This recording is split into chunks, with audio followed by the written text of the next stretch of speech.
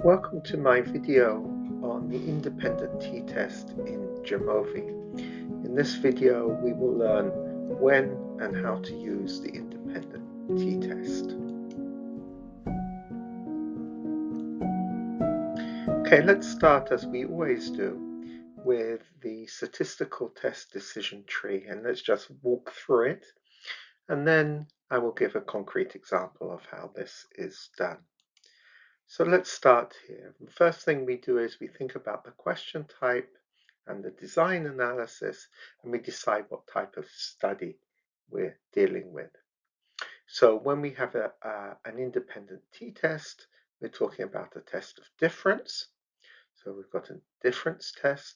We're also talking about continuous or interval data. If we have two groups, we're going to choose the independent t-test, two independent groups. Now let me explain what that actually means. So please consider the following research question. Is there a difference in the degree of student anxiety for students in a meaningful literacy class and a 101 composition class? So let's think about this question. This is a very simple question. We have students who are studying in one class, which is a meaningful literacy class, which involves writing autobiographies, autoethnographies, poetry, story writing, very personal types of writing. And then we have a different set of students in a 101 composition class where they're doing sort of internet searches, summarizing materials, perhaps reading articles, perhaps reading books and responding, and so on. And the question I have is, in which of these two classes do students have a higher level of anxiety? Okay, so let's analyze this question. So first of all, do we have a grouping variable? Yes, we do. We have type of class, and we have two types of class, a meaningful literacy and a 101 class. How many groups do we have? We have two groups, meaningful literacy and composition. Are the groups independent? What this means is, are the same students doing the task twice, or do I have completely different students in each of these groups doing the anxiety scale? Well, the answer is they are different students, therefore we have two independent groups. Do I have an outcome variable? Yes, I do. It's an anxiety scale. It's a 5-point scale. 1 signifies high anxiety, 5 equals low anxiety, with everything in between. Um, what type of data is this outcome variable? Well, it's an interval and continuous data type. So what sort of test do we need? We need the test of comparison. We have a comparison of two independent groups with one outcome variable. So this is a schematic presentation of the t-test. Let me just go through it quickly. I have group 1 and group 2, let's say meaningful literacy and 101 composition. They do one shared measure. The shared measure is anxiety scale in our case. I have results for group 1, results for group 2. I create a group mean for group 1, a group mean for group 2, and the independent t-test is a comparison of these two means. So if I wanted to summarize this, I would say the t-test compares the mean of the outcome measure, in our case anxiety, for each group, that means meaningful literacy and 101, and tests whether the two means are significantly, which means really, really, really different from each other. So when can you use the independent t-test? So these are the conditions for the independent t-test. If you want to compare the mean of two groups to see if they're really different, um, that's the basic condition, right? That's what you want to know. You can only compare two groups at a time with a t-test. If you have three groups, we're going to use a different type of test. The t-test is usually used for small populations, less than 30 participants.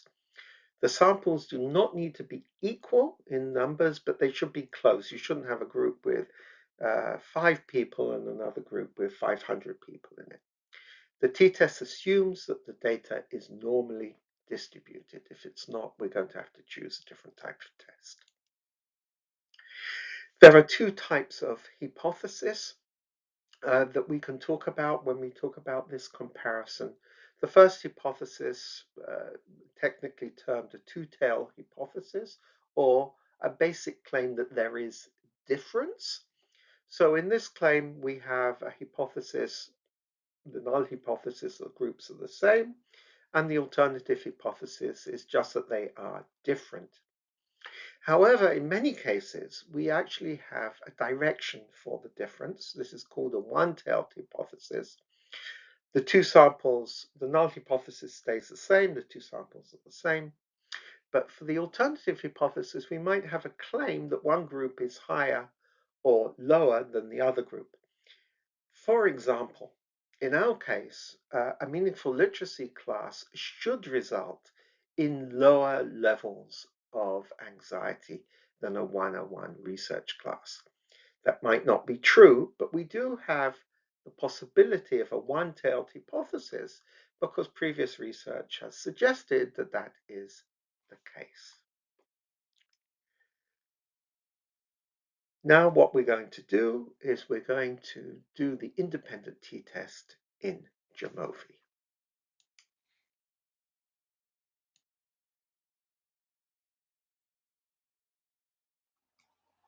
Welcome back to Jamovi. As you can see, I'm on the open screen, the first screen, and I have already opened a data set.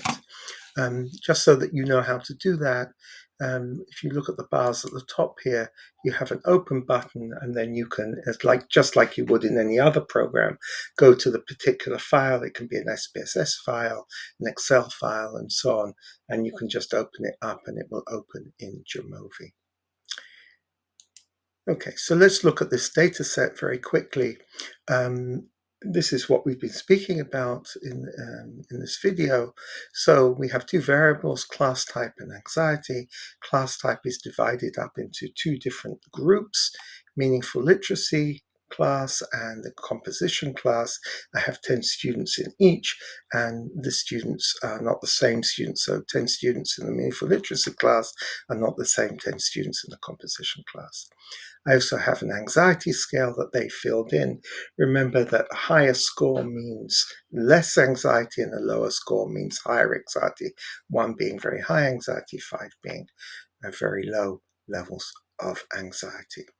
Now, what I want to do is I want to compare between the meaningful literacy group and the composition group and to see if there is a significant difference in the level of anxiety between these two groups. Or to be more exact, using the independent t-test, I want to look if whether the mean for the meaningful literacy group is significantly higher than the mean for the composition group, meaning that they have less anxiety. So I have to go to analysis. I'm going to go to t-tests, and under t-tests, I have the independent samples t-test. So let me click on that. So the first thing I'm going to do is I have to populate these two windows. So what is my grouping variable? Remember, a t-test compares between two groups. Well, my grouping variable in this case is class type. So let me stick that in there. And what is my outcome variable or my dependent variable? That's anxiety. And let me move that over there. Now, before I do any tests, the first thing I want to do is I want to look at normality. Remember, to use a t-test, you need normal distribution, so let me click on that. And as you can see, immediately on the right side, we get results. Now, what I'm looking for here, this is a normality test, Shapiro-Wilk test. I want to look at the significance level. If this significance level is below 0.001, then I'm going to say that this is not normally distributed. But the significance level here is 0.1. So this is definitely normally distributed data, so I can go forward. The second thing I want to do is I want to click here and I want to look at the descriptives. So what do I have for my descriptives? Well, I have the two groups. The measure is anxiety, and the variable, the outcome I'm interested in, the test I'm interested in is mean, because this is a mean test. I have two means here. This is the mean for the meaningful literacy class. It's 3.2, and the mean for the composition class is 2.2. So that's a 1 point difference on a 5 point scale. That's a very large difference. I would expect this to be significantly different. What does this result mean? Well, a 3.2 means that they have less anxiety than the 2.2, the 101 class, which has more anxiety. Remember, the lower you are on the scale, the higher your anxiety. Okay, good. Well, that's just looking at this. Now I actually want to see if there is a difference here. Now, before I do that, though, there is one thing I need to check. What is my hypothesis? Do I have a two-tailed hypothesis? The group one is just different from group two? Or do I have a directed hypothesis where I assume that one group or the other group is higher or lower than the other? Well, in actual fact, in this particular case, I have a hypothesis which is directed, a one-tailed hypothesis. What is my hypothesis? Well, my hypothesis is that the meaningful literacy group should be higher than the 101 composition group. In other words, higher meaning have less anxiety. And if you look up here, you'll see that that particular hypothesis is written here. Meaningful literacy class, this means higher than, right, than the composition class. Okay, now it's time to actually read the test result. Here, under this table titled Independence Samples t-test, I have the actual t-statistic, and it's 1.89. Then I have degrees of difference, which I need for reporting purposes. And finally, I have the significance level. Now, the significance level I'm looking for is something below 0.05. The significance level I have is 0.037, which is below 0.05. Therefore, I'm going to conclude that this difference between the mean of the meaningful literacy class and the 101 composition class is significantly different. In other words, there is a real difference in the level of anxiety between these two classes. The last thing I'm going to do is I'm going to look at effect size. Now, effect size is measured through Cohen's d. Effect size relates to the practical significance of this significant difference, and it tells us a bit about the strength of that difference. The way to read a Cohen's d is if it's 0.2, we consider it to be a small effect size and therefore perhaps not all that reliable. If it's 0.5, we consider it to be a medium effect. If it's 0.8 and above, we consider it to be a strong effect. In this case, we have a significant result and a strong effect. My conclusion would be, based on this particular small-scale study of 10 students in each class, that there is less anxiety, significantly less anxiety, in the meaningful literacy class than there is in the 101 composition class. Now, the only thing left to do is to actually report these findings.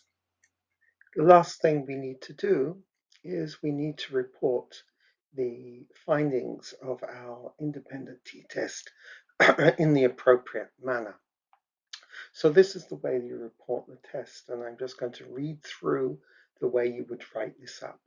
There's a significant difference in the degree of student anxiety between the meaningful literacy class and the 101 composition class. There was a strong effect size. So in this, we can see there's a few things.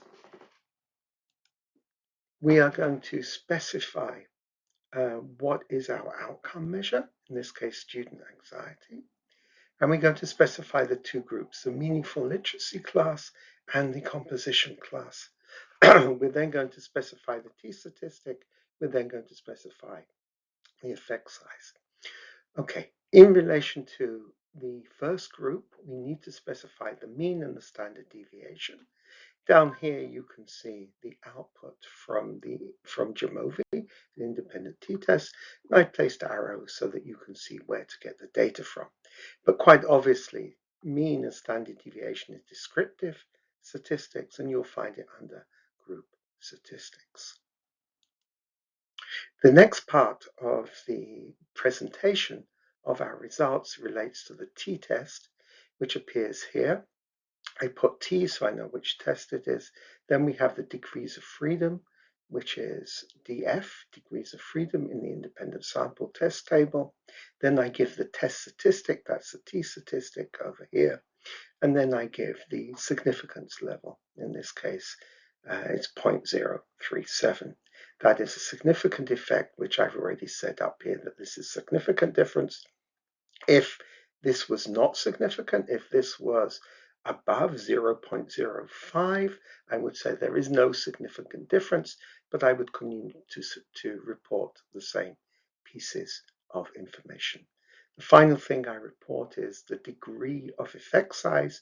Remember, 0.2 is a small effect, 0.5 a medium effect, and 0.8 and above a strong effect. The effect size is the Cohen's d. I have a 0.85, and that is a strong effect. So that is my complete analysis usage of Jamovi, and this is how you report it. The one final thing I would say, in the paper that I was writing up, I would say that I had reached the conclusion that learning in a meaningful literacy class does have less anxiety than learning in a one-on-one composition class. In other words, at the end of the day, I would translate my results into a verbal statement.